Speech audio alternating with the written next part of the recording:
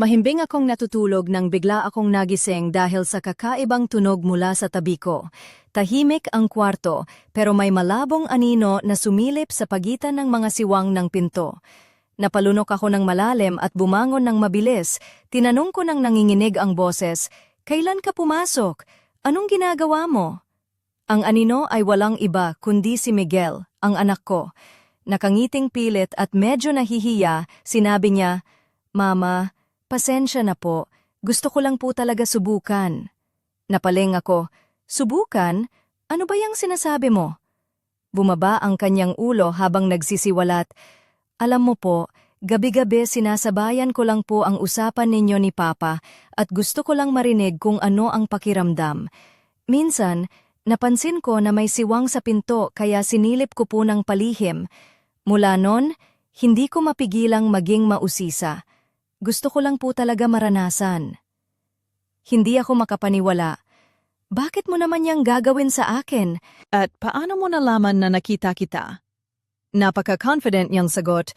"Alam mo mama, mas magaling ako kaysa kay Papa. Pag ginawa ko, iba ang pakiramdam.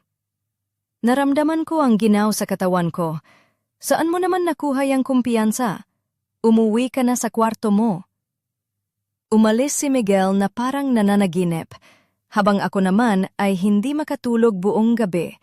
Iniisip ang relasyon namin at mga lihim na nagtatago sa bahay namin sa bayan ng Lipa.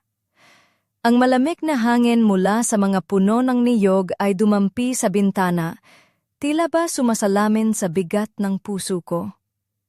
Kinabukasan, habang nagbibihi si Tatay Arnel para sa trabaho, nakaupo pa rin ako sa sala. Pilit kinokontrol ang lungkot na bumabalot sa akin.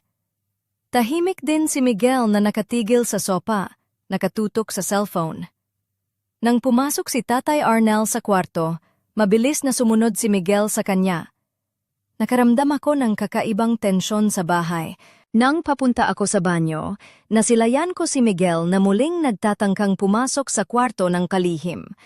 "Miguel, anong nangyayari? Bakit ganito ka?" Tanong ko, ngunit tumanggi siyang magsalita at bumaba ang ulo niya. May tinatago siya. Alam ko yun. Hindi ko na kaya pang manahimik. Sinimulan kong bantayan ang mga kilos niya at natuklasan kong gabi-gabi palihim siyang nakikinig sa kwarto namin ni Tatay Arnel. Lumalampas na ang kanyang kuryosidad sa hangganan. Pumasok na siya sa aming pribadong buhay.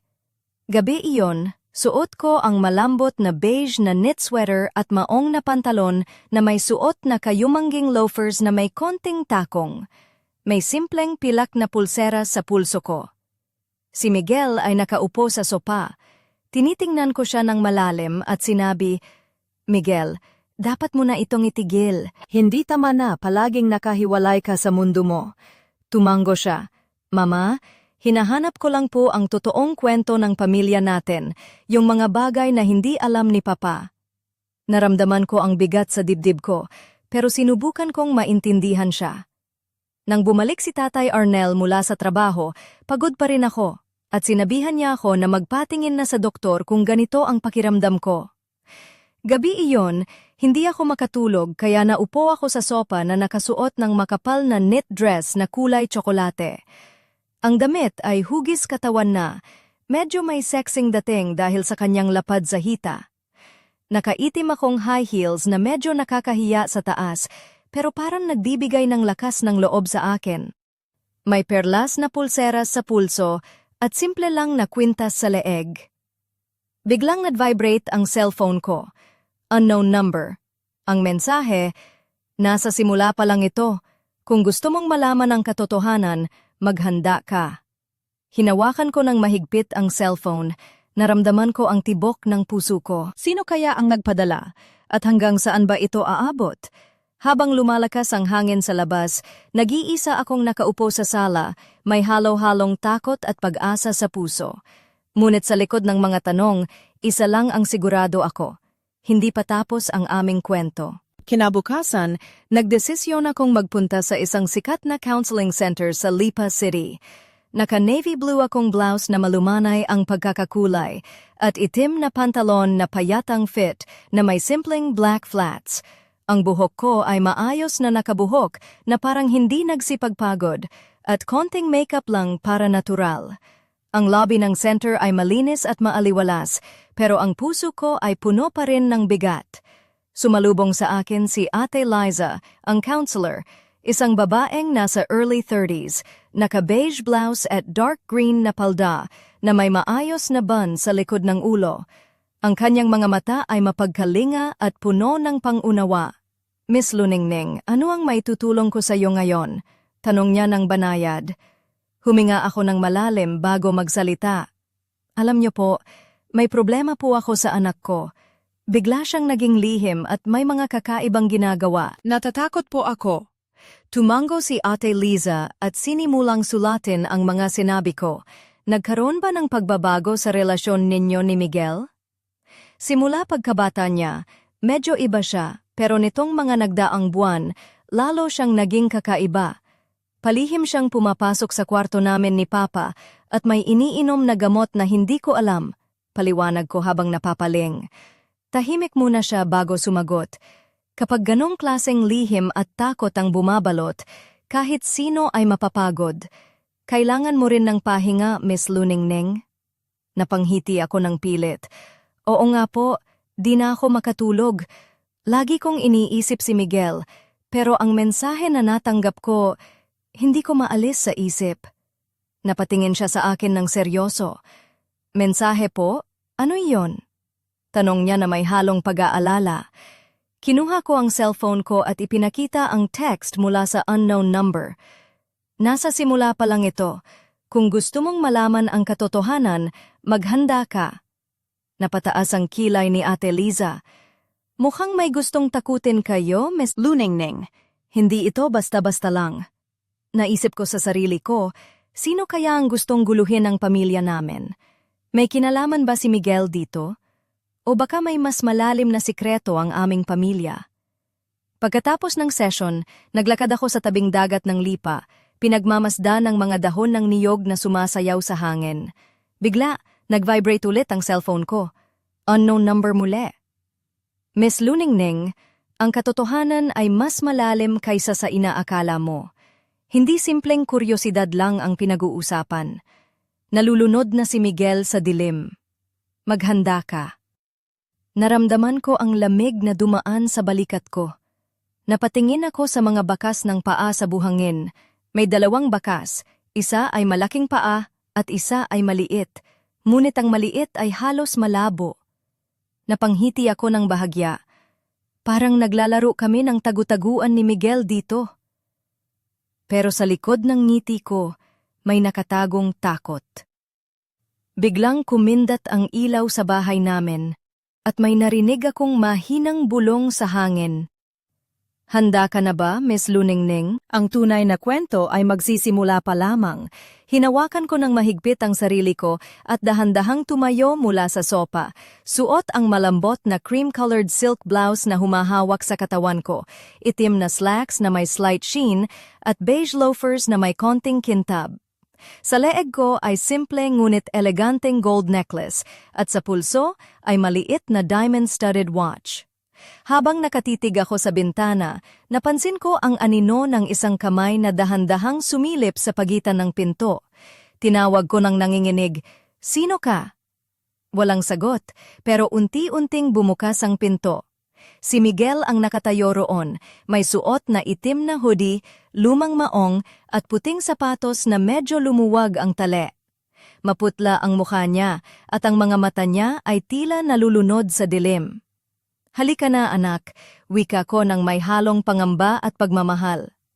Pumasok siya ng walang salita, dala ang isang luma at mabigat na bag. Tao ba ito o bag na maraming sikreto?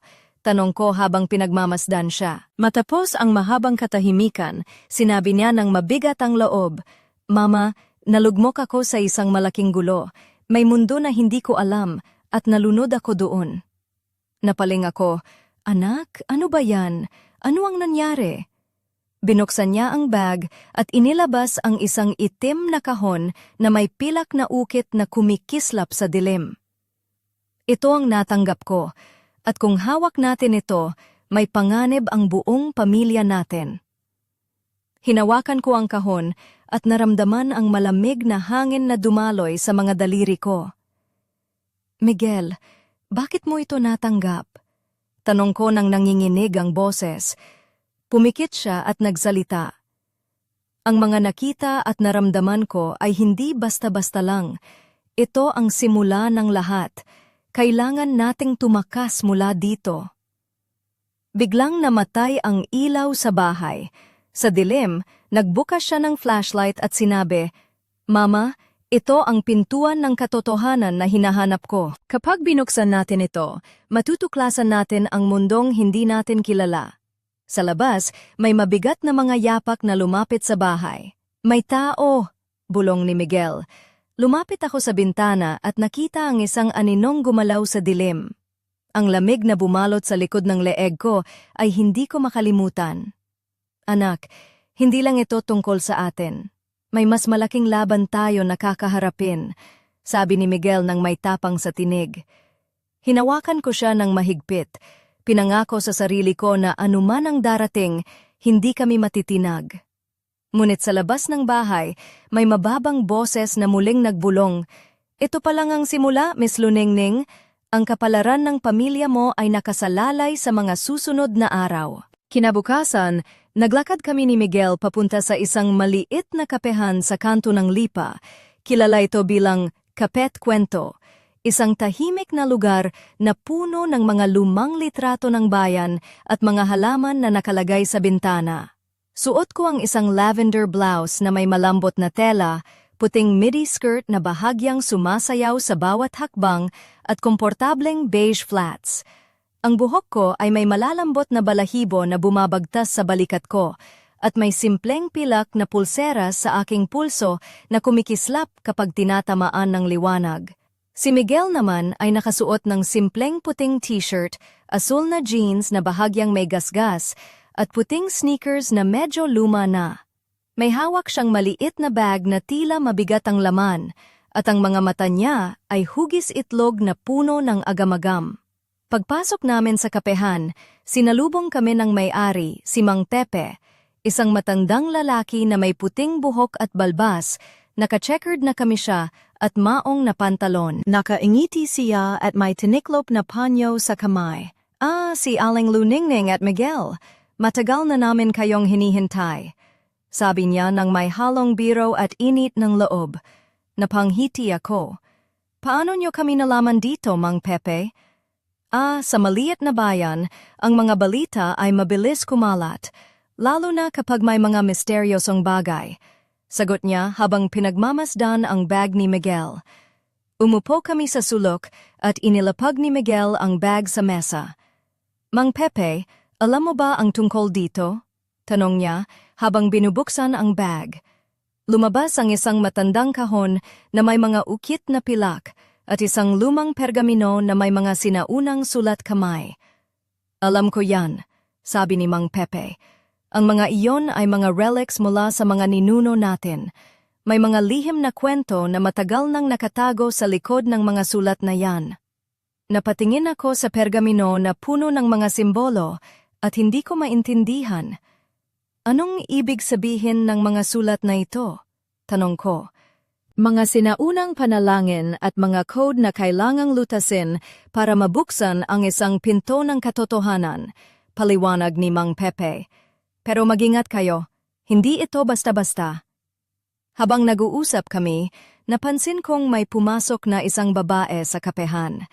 Suot niya ang pulang damit na hugis hourglass, may pilak na kwintas na kumikislap ng bahagya sa kanyang leeg, at ang buhok niya ay mahaba, itim, at kumikintab na parang gabi. Ang bawat hakbang niya ay puno ng kumpiyansa, at ang mga mata niya ay malamig ngunit matalim na parang yelo. Lumapit siya sa amin nang walang imbitasyon at ngumiti ng manipis. "Kina Luningning at Miguel, sa wakas ay nagkita na tayo." Napatingin ako sa kanya nang may halong pagtataka at takot. Sino ka? Tanong ko ng mahina. Isang tagapagdala ng mga lihim na matagal na ninyong hinahanap. Sagot niya ng may kakaibang tinig. Kung handa kayong malaman ang katotohanan, samahan niyo ako. Ngunit babala, ang landas na ito ay puno ng panganib at hindi lahat ay makakabalik. Tumango si Miguel sa akin ng dahan-dahan at sabi ko sa kanya, "Handa ka ba, anak?" Ngumiti siya ng mahina. "Oo, mama, simula na ito ng totoong kwento natin." Sinauli namin ang kahon at pergamino sa bag at sabay kaming bumangon, sumusunod sa babaeng iyon palabas ng kapehan.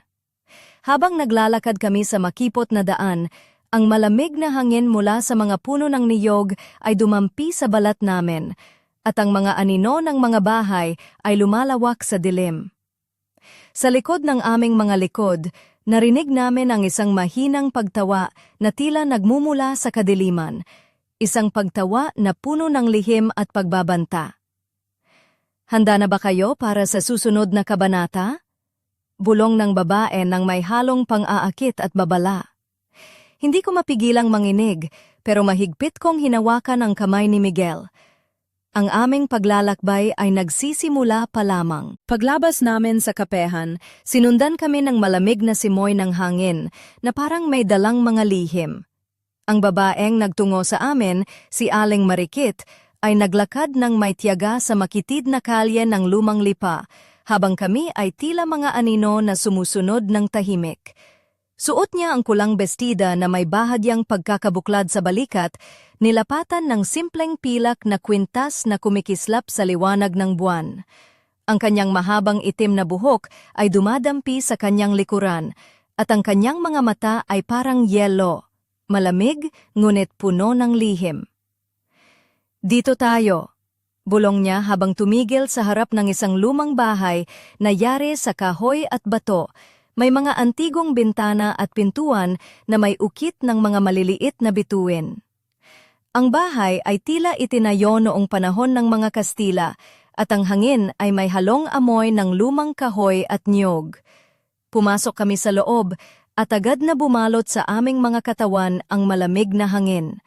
Ang loob ng bahay ay puno ng mga lumang gamit, mga larawan ng mga ninuno at mga libro na tila matagal nang hindi nahahawakan.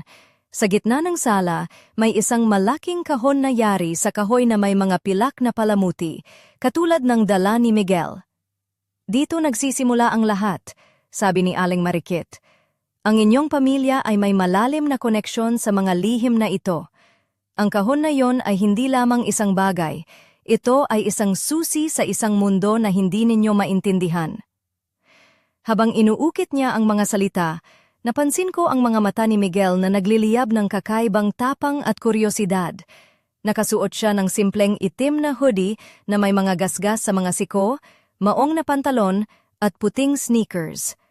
Ang kanyang mga galaw ay parang isang mandirigma na handang harapin ang kahit anong panganib. "Paano namin malalaman kung ano ang dapat gawin?" tanong ni Miguel ng mahina. "Sa pamamagitan ng mga lumang sulat at mga panghuhula," sagot ni Aling Marikit habang inilalabas ang pergamino mula sa bag ni Miguel. "Ngunit mag-ingat kayo, dahil ang mga sagot ay maaaring magdala ng panganib." Binuksan namin ang pergamino at ang mga sinaunang karakter ay kumikislap sa liwanag ng kandila. Habang sinusubukan naming basahin, napansin ko ang aking damit, isang malambot na damit na kulay cream na may bahagyang pagkakabuklad sa baywang na nagpapakita ng mga kurba ng aking katawan nang hindi masyadong lantad. Nakaitim akong mataas na takong na nagbibigay ng konting taas at kumpiyansa. Sa pulso ko, kumikislap ang simpleng pilak na pulseras na tila may sariling buhay. "May nakakita sa atin," bulong ni Miguel nang biglang may marinig kaming yabag sa hagdang kahoy. Mabilis kaming nagtago sa likod ng isang lumang aparador habang ang isang lalaking may itim na balabal at maskarang gawa sa balat ay pumasok sa silid. Ang kanyang mga mata ay sumisilip mula sa ilalim ng hood, malamig at walang awa. "Nayon nagsisimula ang laro," bulong ng lalaking iyon habang nilalakad ang sahig na kahoy, ang mga yapak niya ay humahalo sa alikabok ng lumang bahay. Nang mawala siya, huminga kami ng malalim. Kailangan natin itong tapusin, sabi ni Miguel habang hinahawakan ang kahon na may pilak na ukit. Hindi tayo pwedeng bumalik sa dati, sagot ko. Ang bawat hakbang natin ngayon ay maaaring maging huli. Habang nakatingin kami sa pergamino, naramdaman namin ang bigat ng responsibilidad. Ngunit sa likod ng lahat, may apoy na naglalagablab sa aming mga puso. Ang apoy ng pag-asa at tapang na harapin ang madilim na lihim na bumabalot sa aming pamilya. At sa labas, sa ilalim ng malamlam na buwan, ang anino ng lalaking iyon ay nanatili, nagmamasid, naghihintay. Handa na ba tayo, Miguel? Tanong ko habang mahigpit niyang hinawakan ang kamay ko. Tumango siya. Oo, Mama, dito nagsisimula ang aming laban. Ngunit sa likod ng mga salita, alam naming pareho, ang dilim ay hindi basta mawawala. At sa isang sulok ng madilim na silid, may isang lumang relo na biglang tumunog, tila nagbabadya ng paparating na pang-anib. Hindi ko maiwasang huminga ng malalim habang tinitingnan ko si Miguel na tahimik na nakaupo sa tabi ko. Suot niya ang itim na hoodie na bahagyang nakabukas sa leeg, nagpapakita ng puting t-shirt sa loob, at maong na pantalon na medyo may gasgas na marka sa tuhod. Ang kanyang mga mata ay puno ng determinasyon, ngunit may bakas ng pagod at takot na hindi niya maikubli. Ako naman ay nakaputing blouse na may bahagyang detalyeng lace sa manggas at maong na palda na abot ni na may simpleng tsinelas na kulay itim. May pilak na kwintas sa leeg ko na dahan-dahang kumikislap sa liwanag ng lampara. Hindi ko akalain na ganito kalalim ang lahat. Bulong ni Miguel habang pinagmamasdan ang pergamino na nakalatag sa mesa. Parang isang labyrinth ng mga sikreto. Tumanggo ako habang pinipisil ang kanyang kamay. Kailangan nating maging matatag, anak. Hindi tayo pwedeng matakot.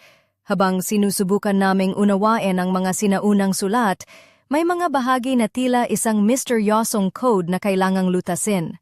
Ang bawat simbolo ay parang may buhay, kumikislap sa dilim ng kwarto. Napansin ko ang aking pulseras na biglang kumislap na parabang may nagbabantay sa amin. Biglang bumukas ang pinto ng marahan at pumasok si Tatay Arnel. Nakasuot siya ng simpleng puting polo at maong, may suot na tsinelas. Ngunit ang kanyang mukha ay seryoso, puno ng pag-aalala. Nakita ko si Miguel sa kapehan kanina. Sabi niya ng malumanay, ngunit may inis. Anak, kailangan nating pag-usapan ito ng maayos. Hindi ito biro. Tumayo ako at nilapitan siya. Tatay, hindi ito basta-basta. May mga bagay na kailangan naming malaman para sa kaligtasan ng pamilya. Napatingin si Tatay Arnel sa amin at sa kahon na hawak ni Miguel. Kung ganun, dapat tayong magplano ng mabuti. Hindi tayo pwedeng magpadalos-dalos. Habang nag-uusap kami, may narinig kaming kalabog mula sa labas ng bahay.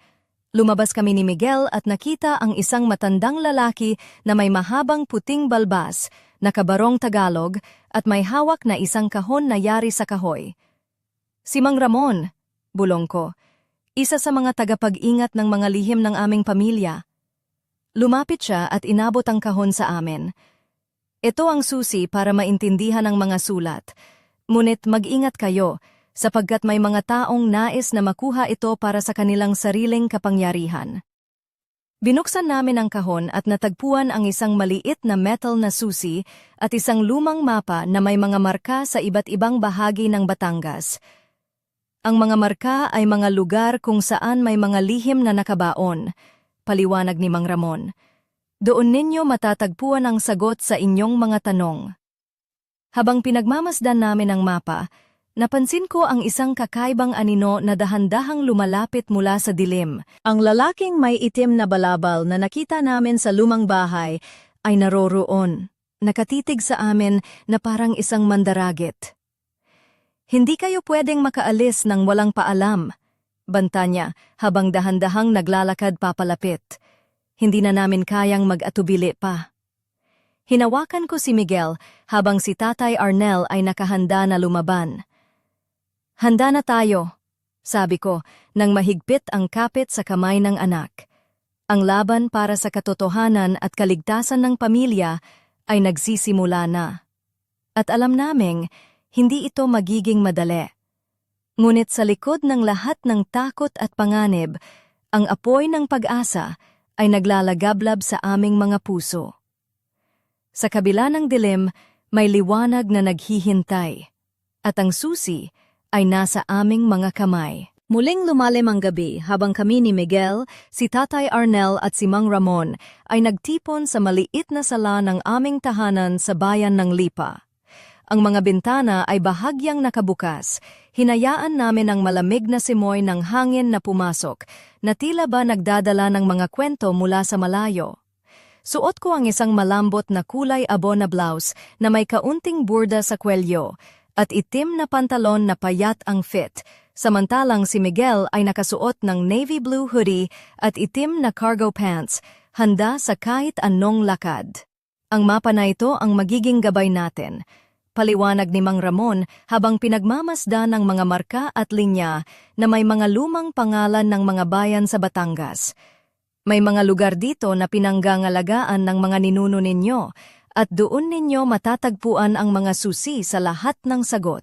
Nilapitan namin ang mesa kung saan nakalatag ang mga lumang dokumento at mga larawan ng aming mga ninuno. Napatingin ako sa isang larawan ng isang babae na may mahabang itim na buhok, nakasuot ng tradisyonal na barot saya, may matapang na tingin na tila isang mandirigma. Siya ang ninang ni Miguel, sabi ni Mang Ramon, isang tagapagtanggol ng pamilya laban sa mga panganib na hindi nakikita ng karamihan. Habang pinag-uusapan namin ang mga plano, biglang kumislap ang pulseras ko sa pulso na parang may mensahe na gustong iparating. Napatingin ako kay Miguel na may kakaibang ningning sa mga mata. May mga lihim pa na hindi natin alam, wika niya ng mahina. At kailangan nating maging handa. Sa labas, ang hangin ay muling umihip ng malakas, pinapawi ang mga dahon sa paligid, at sa dilim, may mga aninong gumagalaw ng palihim. Narinig namin ang mga yapak ng mga taong sumusubaybay sa amin. Hindi tayo nag-iisa sa laban na ito, sabi ni Tatay Arnel habang hinawakan ang aking balikat. Kailangan nating magtiwala sa isa't isa. Sa gitna ng aming pagtitipon, pumasok si Aling Marikit, ang babaeng may pulang bestida, dala ang isang liham na tila matagal nang nakatago. Ito ang susi para mas maintindihan ninyo ang mga sulat sa pergamino, sabi niya habang iniabot ang papel.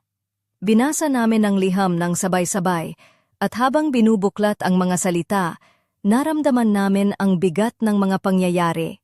Ang liham ay naglalaman ng babala. Ang landas na tatahakin ninyo ay puno ng panganib, ngunit ito rin ang susi sa kalayaan. Habang naglalakad ako sa tabi ni Miguel papunta sa aming silid, napansin ko ang aking damit, isang manipis na blouse na may bahagyang pagbukas sa leeg na nagtatampok sa mga kurba ng aking katawan nang hindi masyadong lantad. Nakaitim akong flats na komportable, handa sa anumang mangyari. Anak, handa ka na ba sa susunod na hakbang? Tanong ko habang mahigpit niyang hinawakan ang kamay ko. Tumango siya ng may tapang. Oo, Mama. Hindi na tayo pwedeng umatras. Ngunit sa kabila ng aming tapang, alam naming may mga matang palihim na sumusubaybay mula sa dilim. Ang laban namin ay hindi lamang para sa aming pamilya, kundi para sa mga lihim na kailangang ilantad sa liwanag. At sa isang madilim na sulok ng bayan, may isang aninong nagbabantay, naghihintay ng tamang pagkakataon upang kumilos. Ang kwento ay patuloy na naglalalim, at ang susunod na kabanata ay magbubukas ng mas maraming misteryo, mga lihim na matagal nang nakabaon sa kasaysayan ng aming pamilya at ng aming bayan. Habang sumisiklab ang unang sinag ng araw sa bayang Lipa, nagising ako sa tunog ng mga huni ng ibon na pumupuno sa hangin. Nakasuot ako ng malambot na puting blusa na may bahagyang pagkakabukas sa leeg at simpleng itim na jogger pants, kasuotan na nagbibigay sa akin ng kaginhawaan, ngunit may bahagyang porma pa rin. Sa paa ko, nakasuot ako ng beige slip-on shoes na madaling tanggalin kapag kailangan na.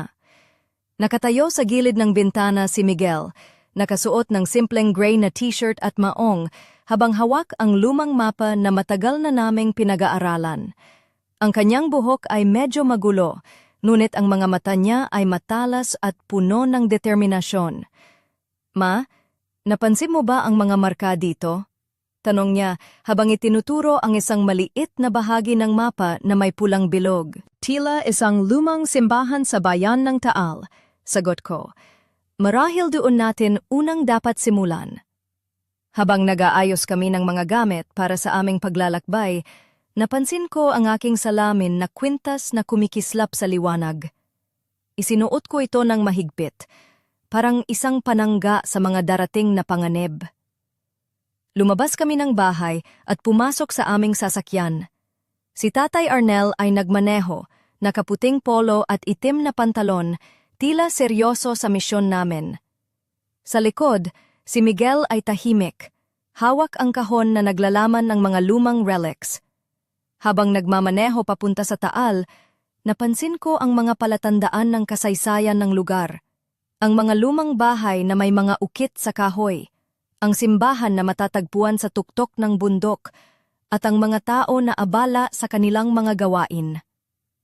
Pagdating namin sa simbahan, pumasok kami at sinalubong kami ng malamig na hangin at amoy ng kandila. Sa loob, may mga lumang altar at mga larawan ng mga santo, ngunit ang pinakamahalaga ay ang isang maliit na silid sa likod na tila matagal nang hindi binubuksan.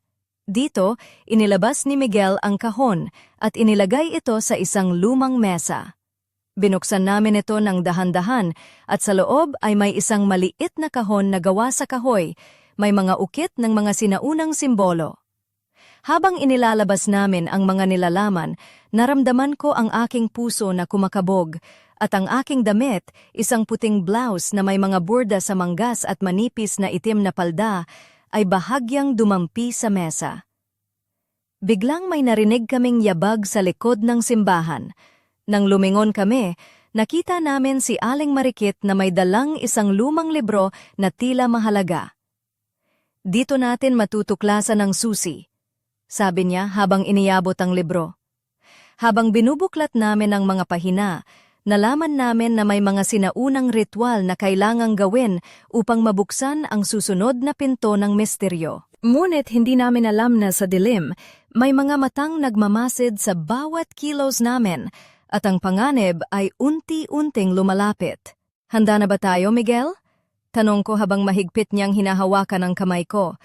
Tumango siya ng may tapang. Oo ma, hindi na tayo pwedeng umatras.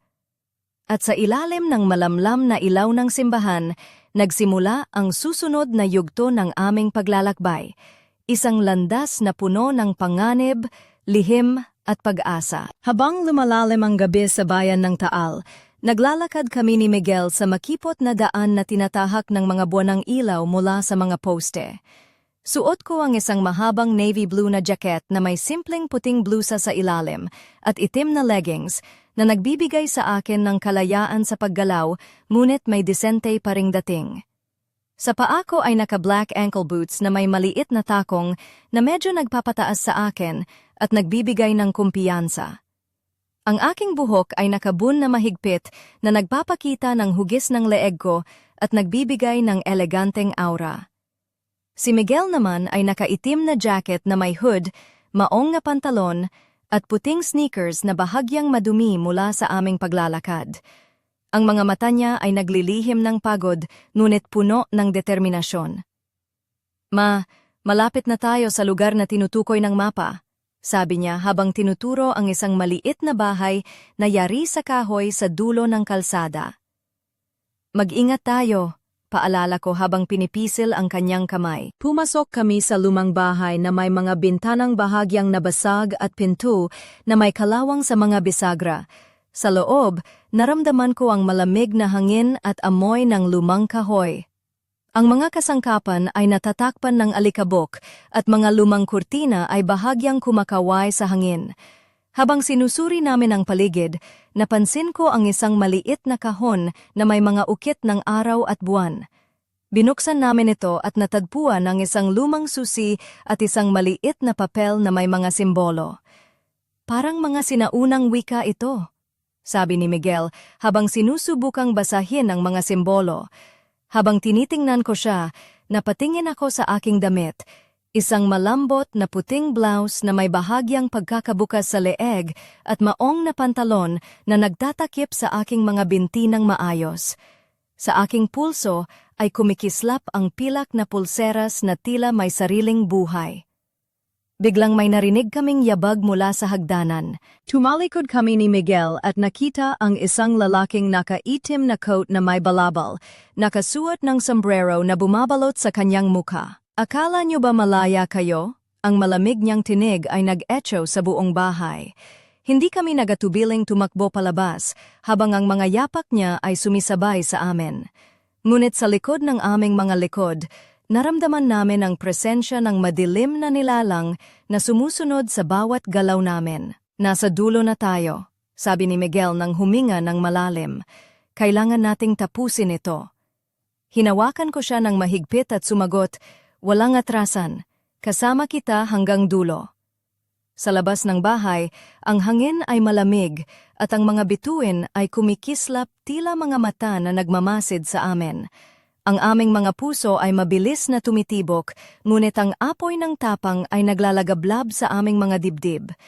Ngunit sa malayong sulok, may isang aninong nakatayo na kang-iti ng may lihim. Alam niya ang mga susunod na hakbang namin at naghihintay ng tamang panahon upang kumilos. Ang laban ay hindi pa tapos at ang misteryo ay patuloy na lumalalim. Habang lumulubog ang araw sa likod ng mga bundok ng Batangas, naglalakad kami ni Miguel sa gilid ng lawa sa Taal. Ang malamig na simoy ng hangin ay dumadampi sa aming mga balat. Suot ko ang isang malambot na pulang blouse na may bahagyang pagkakabukas sa leeg na nagbibigay diin sa mga kurba ng aking katawan nang hindi labis na lantad. Nakaitim akong slim fit na pantalon at simpleng flats na beige ang kulay. Ang aking buhok ay maluwag na bumabagsak sa balikat habang ang mga mata ko ay puno ng pag-aalala at determinasyon. Si Miguel ay naka-hoodie na kulay itim, maong na may gasgas at puting sapatos na bahagyang marumi mula sa aming mga lakad. Hawak niya ang lumang kahon na may mga pilak na ukit na parang naglalaman ng mga lihim na hindi pa namin ganap na nauunawaan. Ma, narito na tayo, wika niya habang tumuturo sa isang maliit na kuweba sa gilid ng lawa. Handa ka na ba, anak? Tanong ko ng mahina habang mahigpit kong hinawak ang kanyang kamay. Tumanggo siya. Oo, mama. Hindi na tayo pwedeng umatras. Pumasok kami sa kuweba. Ang loob nito ay malamig at basa. Ang mga dingding ay may mga sinaunang guhit at simbolo na kumikislap sa liwanag ng aming flashlight. Habang naglalakad, naramdaman ko ang bigat ng responsibilidad at ang tibok ng puso ni Miguel na halos marinig ko. Nakita namin ang isang maliit na altar sa dulo ng kuweba, may mga kandila at isang kahon na yari sa kahoy na may mga pilak na ukit. Inilapag ni Miguel ang kahon na dala namin sa ibabaw ng altar. Habang binubuksan namin ang kahon, biglang may narinig kaming malalakas na yabag mula sa labas. Huminga kami ng malalim at tumakbo palabas ng kuweba. Sa labas, sinalubong kami ng isang grupo ng mga taong may itim na balabal, nakatakip ang mga muka, at may mga kamay na may mga kakaibang palamuti. Ang leader nila ay naglakad papalapit sa amin, may matalim na mga mata at malamig na ngiti. Hindi kayo dapat nandito, sabi niya nang may banta. Ang mga lihim na ito ay para sa amin lamang. Hindi kami natakot. Hinawakan ko ng mahigpit ang kamay ni Miguel at sinabi, hindi kami aalis hanggat hindi namin nalalaman ang katotohanan. Nagkaroon ng matinding tensyon, ngunit bago pa man magsimula ang laban, naramdaman namin ang isang kakaibang enerhiya mula sa aming mga pulseras. Isang liwanag na kumalat sa paligid, nagpapalakas sa aming loob. Ang mga tao sa itim na balabal ay nagulat at umatras ng bahagya. Hindi ito ang huli nating pagkikita, banta ng leader bago sila nagsimulang umalis. Huminga kami ng maluwag, ngunit alam naming hindi pa tapos ang laban. Habang naglalakad kami pa uwi, napatingin ako kay Miguel. Anak, Nandito tayo hindi lang para sa ating pamilya, kundi para sa lahat ng may mga lihim na nais mailantad. Tumanggo siya ng may tapang. Sama-sama tayo, ma. Kaya natin ito. At habang papalayo kami mula sa kuweba, alam naming marami pang pagsubok ang darating, ngunit ang apoy ng pag-asa at katotohanan ay patuloy na naglalagablab sa aming mga puso. Ang kwento ay patuloy na umiikot sa pagitan ng dilim at liwanag, at ang susunod na kabanata ay magdadala ng bago pang mga lihim na kailangang tuklasin. Muling bumalik kami ni Miguel sa aming bahay sa Lipa pagkatapos ng matinding gabi sa kuweba. Ang lamig ng hangin ay dumampi sa aming balat, habang ang mga bituin sa langit ay kumikislap na parang mga mata ng mga lihim na nagmamasid sa amin. Suot ko ang isang malambot na kulay cream na blouse na may bahagyang pagkakabukas sa leeg at itim na slacks na mahigpit ang fit. Sa paa ko ay beige na flats na nagbibigay ng kaginhawaan sa bawat hakbang. Ang aking buhok ay maluwag na bumabagsak sa balikat at ang aking mga mata ay puno ng pagod ngunit matatag. Si Miguel ay tahimik na nakaupo sa sopa, nakasuot ng itim na hoodie at maong, hawak ang lumang kahon na tila may bigat na hindi lamang sa pisikal kundi pati sa puso. Ang kanyang mga mata ay naglilihim ng mga tanong at pangamba. Biglang tumunog ang aking cellphone, unknown number. Nang buksan ko ito, nakita ko ang isang mensahe na nagbabadya. Hindi pa tapos ang lahat. Ang tunay na laban ay magsisimula ngayon. Maghanda kayo. Naramdaman ko ang isang malamig na dumaloy mula ulo hanggang paa. Hinawakan ko ng mahigpit ang kamay ni Miguel at sinabi, "Anak, hindi tayo nag-iisa. May mga puwersang mas malaki pa sa atin na kailangang harapin." Tumanggo siya, "Mama, kahit ano pa man ang dumating, kakayanin natin." Biglang bumukas ang pinto ng bahay ng marahan, at sa liwanag ng buwan ay lumitaw si Aling Marikit, ang babaeng may pulang bestida na may malamig na mga mata. "Handa na ba kayo para sa huling yugto?" Tanong niya nang may halong pang-aakit at babala. Hindi ako umatras. "Oo, anuman ang mangyari, hindi kami susuko." Si Miguel ay tumayo, mahigpit niyang hinawakan ang aking kamay at sabay kaming humarap kay Aling Marikit, handa sa anumang panganib. Habang naglalakad kami palabas ng bahay, naramdaman ko ang bigat ng kahon sa aking bisig. Ang liwanag ng aming mga pulseras ay kumikislap ng mas maliwanag kaysa dati. Sa dilim ng gabi, ang mga aninong nagtatago sa paligid ay unti-unting lumalabas. Ang hangin ay puno ng mga bulong na nagbabanta. Ngunit sa puso namin ay may apoy ng tapang at pag-asa. Ang kwento namin ay hindi lamang tungkol sa mga lihim o panganib, kundi tungkol sa pag-ibig ng pamilya, lakas ng loob at ang walang hanggang paghahanap sa katotohanan. At habang ang mga bituin ay patuloy na kumikislap sa kalangitan ng Lipa, alam naming ang aming laban ay nagsisimula pa lamang. Hanggang dito muna ang aming kwento. Ngunit ang misteryo ay mananatili, at ang susunod na kabanata ay naghihintay na mabuksan.